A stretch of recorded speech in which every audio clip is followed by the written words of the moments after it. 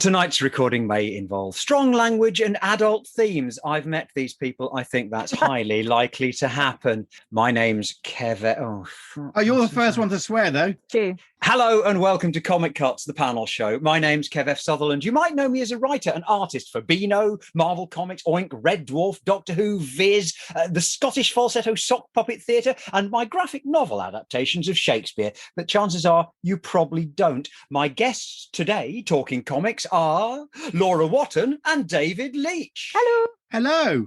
Comic Cuts. We're looking at a panel, and we comprise a panel. There's a few of us. So the panel sees a panel, then we talk about the comics from the panel we've discussed, and we call that Comic Cuts.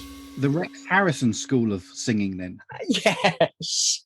I have two guests with me today who've brought with them a panel from a comic or something close. We're going to see if we can identify it and talk about it. Maybe we and you will learn something about comics we didn't already know, or maybe we'll just show off a bit and have an enjoyable chat. Let's see. Laura Watton, where are you? Hello, I'm Laura Watton, alternatively known as Pink Apple Jam. I'm originally from the West Midlands, a very tiny town called Halesowen, but now I live in Cambridge. You're known as Pink Apple Jam. I am. The brand isn't Pink Apple Jam, you are. Well, it kind of crosses over. There's that weird Venn diagram, isn't there? I think with artists and names and who we lurk as online, I think. And Laura, you work in manga. I do. So I have been influenced by manga since early 90s, originally from video games, Super Nintendo games, Sega Mega Drive games. Lots of video game magazines used to publish these amazing full color replicas of video game artwork. And just as I was getting into that, manga translation started to kick off. I've always read comics. I used to read DC Digest, Sugar and Spike, obviously the Beano since birth. Beano, Dandy, hand-me-down comics, you name it, we read them. So yeah, basically I've just been consumed by comics all my life pretty much, and reading, becoming a teenager, and getting into different types of comics as well. So manga was really, really inspirational for me. And then I was basically so inspired by them, I started making my own comics inspired very much by them. Started photocopying comics pre-internet and selling them with my dad, because my dad also used to go to Comic Cons, Comic Marts, so I'd have a little area on his table and sell them as well. Oh, how old were you? You probably came one to my comic conventions. I might have done. We mainly went to all the West Midlands ones, big memorabilia comic conventions at the NEC in Birmingham and things. Mainly, I think I started going when I was about 11, and then I started making my comics when I was about 14. It was definitely in the middle of secondary school. And then I finished university. I did illustration and animation at university actually, but then when I came out I got back into doing comics because I don't know, I just had a lot of autonomy in making my own comics, making my own stories, and just as the early internet was kicking off, I met up with a lot of other anime and manga inspired artists, and most of them happen to live in Cambridge, so that's why I'm here. So I basically moved to Cambridge from the west to the east of England, just to be a little bit closer to people who drew similarly to how I did and was watching, reading, playing all the media that I was as well. So you've got the perfect tip for wannabe new artists. Oh, the perfect tip. I've got a book. So there you go. I know on your website you give tips to what you call mangaka, which is a word that is not usually part of my vocabulary, but it is now. But what you did as a teenager, that's something that a kid could do now, right? Absolutely. I think there are so many things that kids, beginner artists, anybody of any age really, I feel that there's a lot of young and amateur / frightened artists don't realize that people have been doing comics since before computers began. I know that I certainly did. You need some paper and a pen, maybe a ruler if you're lucky, and that's pretty much it, right? Would you agree? Well, I happen to do a lot of classes in schools teaching kids exactly that, pencil and paper, because they're so rudimentary and they can't be affected by a flat battery. Or a lost USB cable or whatever. Absolutely. If there's someone with a question or a query on a forum or Twitter or whatever, I'm trying to get in there and try and say it doesn't matter. It doesn't have to be perfect. So I do think that perfectionism puts a lot of people off as well. So would you call your work manga or manga-styled British comics? But because I'm a British person, I always say manga inspired comics because I love comics. I read all sorts of comics. It's just that manga was the thing that started me drawing, even though I had been into, self-publishing, I could say, even though I've been into comics since day dot. But is it possible to do manga if you're not Japanese and in Japan? It's hard, isn't it? And there's a great line in another American manga style comic called DramaCon, which is all the drama at a comic convention. And there's a line in it saying, well, I'm not Italian. Should I not bake pizza? So we always use that analogy to say it doesn't really matter. I have a number of Japanese friends who are really happy that comics from my friends' culture have come over and inspired someone else in a completely different country. So there's a balance between cultural appropriation and doing it good. Well, I always worry about cultural appropriation, but I've never pretended to be Japanese. None of my friends that do it have pretended to be anything other than, and I always use my real name, Laura, aka Pink Apple Jam, alternatively known as me. It's not like a Japanese name or anything like that. Pink Apple Jam. Where did Pink Apple Jam come from? So it comes from me enjoying drawing cute stuff, but also slightly bitter stuff as well, because not all apples are sweet. So I've drawn anything from, cute, pretty tea party fashion dresses to like zombies with massive machine guns and stuff. So there's no like genre pigeonholing in whatever I draw. If it makes me laugh or I'm inspired by it, I'm going to try and draw it. Talking of things that aren't entirely sweet, but they make you laugh and you enjoy them, my other guest is David Leach, joining us from, am I right, High Wycombe? Yes, High Wycombe, home of the Hellfire Club and Disraeli. The Hellfire Club. Oh, tell us more about the Hellfire Club. I've forgotten. Well, Disraeli, one of our dead prime ministers, had a house there. And it's on top of a hill, and at the bottom of a hill is the Hellfire Cave, where before Disraeli's time, it was basically a sort of orgy club for the aristocracy, and they'd meet up in the caves and have wild orgies. If you actually visit the caves, and you can buy a ticket and go in. It's really not the best place for an orgy. It's cold and dank, and there's nothing comfortable about it. So I can't help thinking that perhaps over time its legend has outgrown the actual truth of it. Or maybe its insulation has worn out. Maybe it has. Yeah. Is this a tradition that continues in High Wycombe? Is it the home of the swingers? I hope not. Although annoyingly enough, in front of our house we have a massive pampas grass, and I've lost count of the number of people that have said, "Oh, pampas grass, that means you're a swinger." And it's like, no, it's impossible to get the bloody stuff out of the ground. Pampas grass? I had thought it was aspidistras or some flower that you put in your window. No. Oh, you might be maybe that old gag about OMO, leaving a packet of OMO in the window, which meant old man out. Omo. Try and explain that to the kids. There are some people who are legends in the industry and whose influence casts a shadow that's almost immeasurable in its scale. And there are some people who've been on Come Dine With Me. How was Come Dine With Me, David? It was an absolutely glorious experience, one that I look back at with great fondness. It was perhaps one of the only times that both halves of my brain worked in unison to help me. So I had the manic crazy side, which was doing all the acting, and I had the creative side that was writing gags for me. Didn't somebody have to cook some food as well? I had to cook food. Yeah, that was the easy part. That was that. I mean, I knew. My menu. I spent weeks developing my menu. I got stopped in the street recently. Remember, bear in mind that I was on back in 2013.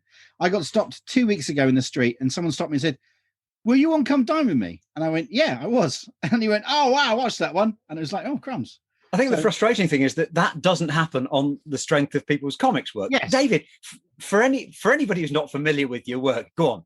In 90 seconds. 90 seconds, okay. I work as Titan Comics as senior creative editor, where I edit things like Blade Runner, Phantom of the Opera, Rivers of London, Extraordinary. Prior to while at the same time doing my own comic books, and prior to that, I was a cartoonist. Started out in Oink. Actually, started out before that working as Bob Godfrey's ghost artist on Henry's Cat. That's where I got my big break when I left college. And then I went to work in Oink, and that's where I think you and I met, Kev, round about Oink days. I think it probably was. From there, went onwards to things like Gas and Brain Damage and Arts. And then I worked for Marvel US doing the Toxic Crusaders.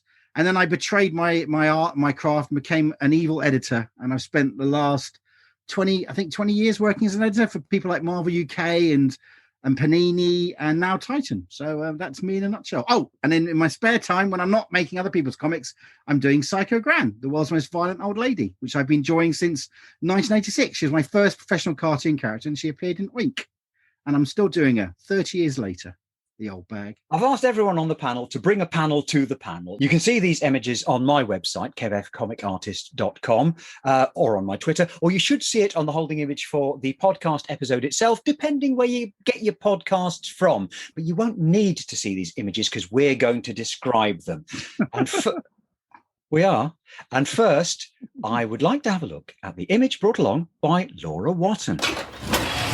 So we are looking at an image, and I think, David, you should be able to describe what we're seeing. What I'm seeing is that I'm looking at a page with 3 panels, and on the top main panel there is I assume she's a princess. She has her hand pressed against her forehead, and she's crying, and she has this beautiful dress. There's 2 levels to the dress. One of them appears to be made up of a star field. Actually, and she's got a cloak. She's got an ermine lined cloak, then this starfield dress, and then a lacy dress underneath that. And she's saying, there are so many people at Versailles today. There are so many. And then we see her sobbing. And then she says, I've lost. The crown princess has been bested by a prostitute. I don't imagine that's actually how she sounds, but in my head, that's how she sounds. For the benefit of the panelologists at home and that study line composition technique and that sort of thing, we're looking at something that is manga drawing. Oh, yes. It is a black and white single page and will have been drawn, I'd imagine, with pen or a combination of pen and brush. We're reading this from left to right, although it would be from right to left in the original Japanese. And the woman is, she has a hand on her brow and she's crying those tears that they cry in manga, which we'll learn more about in a while. In picture number 2, she stomps her foot, I assume, although it appears that the stomping of her foot is making the sound effect sob. Again, that could be the work of the translator there. And in the final picture, she's got big reflections in her eyes, making a cross shape. She's got steam apparently pumping out of her ears. She's got tears flowing down her face, and someone appears to have stolen her nose. David, could you have a guess at where this could be from? Yes, I can. I believe this to be what they call a manga. So it would have come from a country called Japan. Mangas are very interesting because it was actually mangas are inspired by the fact that they got nuked twice by the Americans, which I always find quite amazing. And the reason that the manga characters, so I've been told, have big eyes like this was because it was the Japanese way of trying to represent Western characters. They gave them great big round eyes like this. I'm assuming this character is Antoinette. Am I right? You are correct. Yes! Can I have my guess as well? Yep. I'm just going to say Marie Antoinette. I mean, damn it. Laura, tell us what we're looking at. Well done. We are looking at a page from the very, very long-running 1972 manga called The Rose of Versailles. And it's only just been released in its entirety, 5 massive volumes long by publisher Udon in America. So yeah, this is Marie Antoinette. She's absolutely fraught because she has had to acknowledge a prostitute, and it's beneath her. It's beneath her as a queen. Her royal robe is falling off. The background is full of angsty patterns. She's absolutely crying because she's basically just lost. She's lost her, ranking in social status, and she's absolutely furious because it's taken that long for her to try and avoid this situation. I mean, the Rose of Versailles has been described as it makes American daytime soap operas feel restrained, which I think is a very fair assumption and reason to watch. So it's historical drama, slightly fictionalized? Slightly fictionalized because the Rose of Versailles mainly focuses on a character called Oscar Francois de Jarget. And Oscar is a noble woman, but raised as a son by her father. And Oscar is the commander of Marie Antoinette's reportage, the King Louis's court at Versailles. So basically, Oscar is privy to this gossip and this angst and this drama. So we see it through a fictional character. However, it is, using actual historical context. Who's Rosa Versailles by? It's a Japanese female author called Ryoko Ikeda, and it was published in 1972. And the panel that I took that photo of was flipped, so you do read it left to right, was actually from a book called Manga, The World of Japanese Comics, and this was published in 1988 by Frederick L. Schott. And prior to the internet being a thing, this was pretty much the only way in the late 80s, early 90s that you could see the vast range of manga examples, which was in this book, which, even though it's old, it's still fascinating reading. So I absolutely recommend this book. The pre-internet realm immediately comes to mind when we're looking at a book from 1972, but the historical research you'd have to do Versailles, when you're clearly not in Versailles, you're in Absolutely. Japan. Is the research accurate? Relatively. I'm no historian, but I tell you what, it makes for some good, juicy, gossipy reading. And you can just flick through this book and pick it up at any page. It got a 54-episode animated adaptation in the late 70s. It caused a complete fad in Japan where women actually left their home country to visit Europe to see the court in Versailles. It inspired obviously numerous cosplays, but it sold over 15 million copies worldwide since that time. It is an absolute staple and should be in your reading repertoire. Even if you just pick up the first book, it goes all the way to the end of poor Marie Antoinette's life, but also from the viewpoint of Oscar, the revolution kicks off. That's basically where the Rose of Versailles ends. But it's fascinating. It's so dramatic. The fictional characters, real life historical characters, all intermingling. Really, really good. This is tremendous. David, had you come across Rose of Versailles before? No, I have never come across it before. And Ryoko Ikeda? She was part of a group of female manga artists who they kind of took over girls' comics in Japan in the late 60s, early 70s. Being drawn and written mainly by men. They were like, well, we can draw ours as well, comics for ourselves as well. And it was a real cultural shift. And did it remain shifted? It did remain shifted. The amount of comics that we all know that Japan consumes still to this day in digital and via print is still phenomenal. I can only dream of it ever happening in the UK. Well, why do you think the Japanese continue reading manga in such volumes and we in Britain and even America don't? I think mainly two reasons, and I think they're quite unfortunate. I think number one, the treatment historically of British publishers not crediting, not paying artists, not maybe experimenting enough. American artists and writers going overseas in the late 80s, early 90s, I think decimated as much support and opportunity from our shores. I also think that in the late 80s, early 90s, the amount of comics that weren't available to women. I remember there being lots of things like She-Ra and Gem and the Holograms, very pretty flowery things such as Rose of Versailles, like Lady Lovely Locks. They were mainly spin-offs of toys and cartoons. But there were stories, I know that there were stories like Bunty and Ginty and everything, but it did feel like it was the same. I remember reading my cousin's comics and it was very much the same. I do still feel that British comics kind of enjoyed its success, but as readers grew older, Japan worked to create new audiences as their readership grew. They created new magazines for older readers. They created anthology magazines for people who play sport, cooking manga, businessman manga, comics for moms who are going through difficult things. There are the comics that talk about your autistic child and life, learning about that and all the differences. And a lot of these have been published, but not a lot. But I just feel like that there was so much growth in Japan, plus with the cheerleading and the support of tradition, for example, wanting to champion print books that you are proud of what your country is proud of.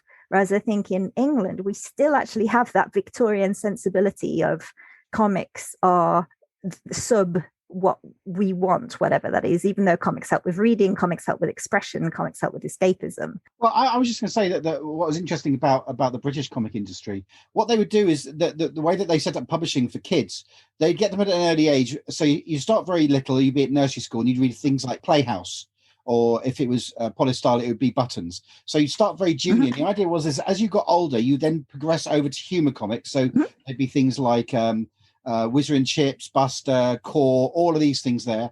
And those are aimed at male and female. And then the idea was that girls would then gravitate over to things like Bunty and June and all the other ones. And that was from DC Thompson, Bunty, and that's not. And then IPC, which tends to be a little bit grittier than DC Thompson, they did an amazing girls comic called Misty, which is legendary. Now the interesting thing was is that girls didn't really collect comics in the same way that boys did. So boys would gravitate onto things like after they left the humor titles, they'd move over to could be anything, Eagle, Warlord, Battle, Action, and all that. Then they move on to 2000D. Then the idea was that the kids would stop reading comics and then they'd move on to magazines. So in this country, comics were seen completely as a kid thing, whereas in Japan, as Laura's pointed out, comics were or manga were aimed at all stratas of society. We should have had comics in those magazines because that's what Japan does. That's for sure. And your comics can be like fashion illustrations or completely surrealist art, something that makes you think. There's something that's quite different, but we just stopped, and I just find that so regretful. Although I would say that what we do have, which is extraordinary, and even now it's sad it's dying out, is that we have an amazing history of cartoon illustrations like Punch magazine and all the rest. You look at newspapers and all that and comic strips and things. There's been this incredible legacy of amazing artwork, and we so things like Punch, which was heavily illustrated, and lots of the newspapers before everything turned to color and photographs. There was this wonderful tradition of cartoons. So they were allowed, but it was weird. It's almost like you can only have cartoons if you're an adult in this country if you read them in newspapers. There was a time when the Daily Mirror had a whole page of comic strips, including the serialized ones like Garth, and there was a Western strip. Those are the dramatic ones. There was Jane, whose clothes fell off. That was also serialized. Great for the female audiences. Well, interesting enough about Jane, because I edited a collection of Jane several years ago. She's a fascinating character. She did so much for the war effort. It was amazing. She was considered by Churchill to be one of the most important propaganda tools that the British Army had. And her comic strips and the newspapers had to be shipped round to keep all the troops going. And it's said that the day she finally went nude, there's one strip where she actually loses all of her clothing, that the British Fifth Army advanced 7 miles. Well, that's incredible. That's I'm very impressed, actually. I think it's time to have a look at what David has brought to share. So we've got a chubby hand and a hammer. Someone's hammering in some jigsaw pieces into a puzzle. It's black and white line art with some zip tone, screen tone shading, but it's so zoomed in. David has presented us with a teaser today, which is good. Oh my God. We can see a hand. It's a slightly, I would say, a pudgy, short-fingered hand. It's emerging from a black sleeve with a frilly cuff, and that pudgy hand is squeezing jigsaw pieces in with the assistance of a hammer, and it is a black and white line drawing, as Laura has said. Okay, we're going to have to pull back. Viewer at home, if you want to see these images, you'll find them on my website, kevfcomicartist.com. It should also be on the holding image for the podcast itself, depending on where you get your podcasts from. But you won't need to see the image because Laura is now going to describe the full image. What are we looking at, Laura? Fantastic. We are in a family's living room. There's a television on the left. It's featuring, I'm going to guess it's a politician, but my bad political history knowledge is going to show it right here. His eyebrows are massive. They're like 2 fairy Mars bars stuck on his forehead. We've got a dog shouting at the television with lines coming out of his mouth. We've got a man kind of semi-asleep, semi-relaxed, looking at Healy. It's Ted Healy's budget tomorrow. Dennis Healy, sorry. And the budget. So the newspaper's talking about the budget. Healy's budget tomorrow. Budget. We've got 2 little twins on the floor. They've got little bobble hats. They kind of look like the Flumps, but less hairy. And they've each got a little piggy bank on. One says his, one says mine. We've got a very anxious lady, I think, looking at the jigsaw pieces that another person is hammering in to make them fit. We've also got another, it looks like a small old man, but it's not, it's a baby, I think, reaching up to this tired character holding these jigsaw pieces. Next to her are some pills. I've just spotted another dog sneakily watching the television behind the chap looking at the budget newspaper. In the background, we've got a couple of pictures on the wall. We've got we've got Big Ben. The house is upside down. What's going on? The fact that Laura has got so many things to describe in this picture should tell anybody at home who's familiar with this artist the picture we're looking at. To have what amounts to about a dozen different jokes in one single cartoon is the hallmark of this artist. The picture of the Houses of Parliament hung upside down on the wall is exactly the throwaway thing. There's also a ball flying through the air. Can you see it just in front of the door? That has been thrown by the small child who is behind Grandma, who is the character all in black. If you're not familiar with this artist, then you're not as old as David and I, and it is time for you to now catch up. Laura, would you like to guess who we're looking at? The artist Giles. He's just known as Giles, isn't he, with all of his comics? Yeah. Carl Giles. Carl Giles. If anybody were in doubt, his signature is there. David, tell us more about this picture. Well, this picture is from the 32nd volume of Giles, and it's from 1975, April the 17th, I think. I've been a huge Giles fan my whole life, ever since I was given my first annual by my mum from my sister. You know, that old thing where here's a present from your sister, but it's been signed by your mum. And I fell in love with Giles. Giles was an extraordinary draftsman, just incredible. And if you look at this picture, the skill with which he's done this drawing, it's breathless. It's the perspective, the way he draws drapes, everything about this picture is stunning. But what I love most about this is is basically Grandma. So Grandma's in the bottom right, and she's this little old lady, as Kevin described her, black with white frilly collars and sleeves. Cuffs and a collar.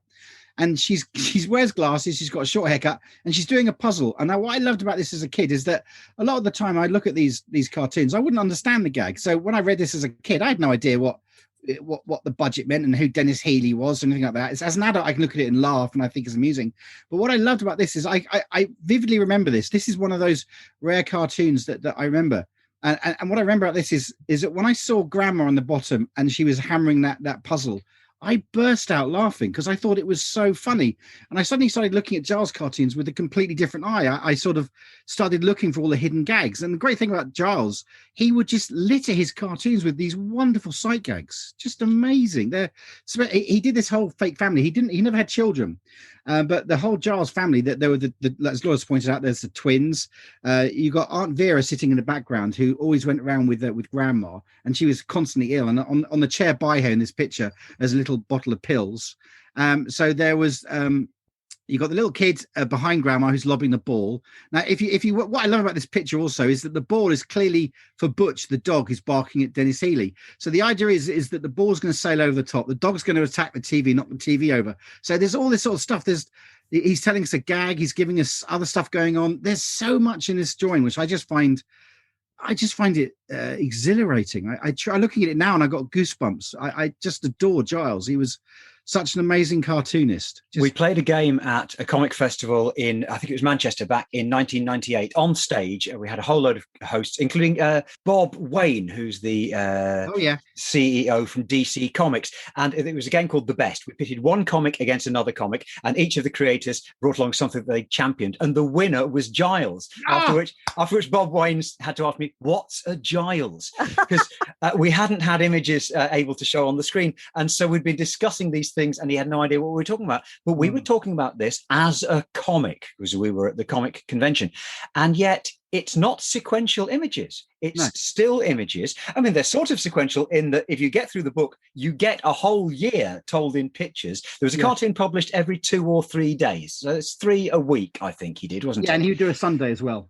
Yes, and they sum up everything. But the way within this one picture that he makes your eye move from one point to another works in the same way as comics. Laura read the items out from left to right. We've then gone back and seen the action going from left to right and from right to left. It's really vivid and it's really moving. What gets me most about Giles is not just his line work. It's not just his composition. It's not just his draftsmanship. It's his world. Yes. Brings you into a realistic and convincing world. I mean, I cannot tell you how many times I have taken his locations and backgrounds and slightly purloined them for my own work. Absolutely. Always steal from the best. It's going to be hard for people listening to this, understanding what I'm talking about. That this is beautiful, dry brush, heavy line that works so well around the intricacies. Because usually the characters that are further to us are drawn with a slightly thicker outline because they're closer to us. Whereas here, the characters are drawn with presumably dip pen, but it's actually the background that has the thicker lines, and it does not detract in the slightest. I don't think I've seen that done. Tell you what he's amazing at. He's the single best artist I've ever seen for conveying snow. If you go look at his cartoons and you look at any of his snowy scenes, he can tell so much by leaving stuff out. It is staggering. He does snow in a way that you can feel the weight of it. You can feel the chill in the air, the weight of it. It's just beautiful. It tells you so much about how much emphasis we put on the drawings that none of us has actually mentioned the caption. The caption, which is it's the father who's reading the paper. He is the one who has his mouth open to speak, and it's saying in the caption underneath, "Shut up, Butch. We'll wait till we see what he does tomorrow."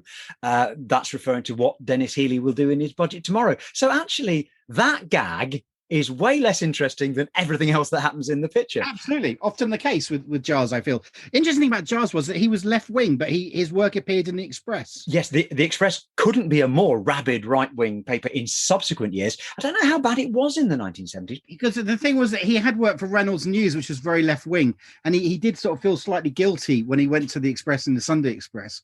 But they were offering him such a huge salary, he'd be crazy not to. Oh, also, he reached a large audience, which would stop him singing to the choir, wouldn't it? He would be reaching an audience, and maybe he might feel he could win hearts and minds by presenting. It was a very liberal outlook. You get a small c conservatism in the way that the world is, but it's looked at through a very generous liberal eye. I wonder whether he managed to get any kind of surreptitious lefty views then in his comic to speak to that right-wing audience. I think certainly in the way that he presented the Giles family, and he often used to take the mickey out of the aristocracy and the rich. They'd always be victims of his humor. But he himself, he was one of the first war correspondents to actually get to the concentration camps. I hadn't realized that. Yeah, he actually got to Bergen-Belsen, and there's actually an astonishing sketchbook which is so moving of his drawings of the actual concentration camp. And he actually got to interview the camp commandant, who it turned out was actually a fan of his. He selected every cartoon in the books up until his death. So there is so much material that's never been reprinted. And so every time they bring out a new Giles annual, there's new Giles stuff that's never been printed before. Mind blown. I did not realize that. Neither did I. What's so annoying is I stopped collecting in 1995 and only found this out recently, which means I've got 20 years worth of more collecting to do. Is that good or bad? Surely that's good. Thank you, David. Thank you, Laura. We have been looking at Giles by Giles and Rose of Versailles by Ryoko Ikeda. And those were brought in by David Leach and Laura Watton. You can find us on our various social media. Laura, where do we find you? You can find me on pinkappljam.com. Pretty much all social media. I've nabbed the Pink Apple Jam name. So have a Google and see where you can find me and drop us a message if you fancy. And David, where do we find you? I think your best place to find me would be my Psycho Gran Facebook page. So if you go on Facebook and put in Psycho Gran, you'll find her. If any listener has not found Psycho Gran yet, do find Psycho Gran. I myself am on Twitter at KevFComicArtist and on the website kevfcomicartist.com. Please click subscribe to be sure of hearing every episode when it comes out. Thanks again to Laura Watton and David Leach, and to you at home for listening. I've been Kev F, and this has been Comic Cuts, the panel show.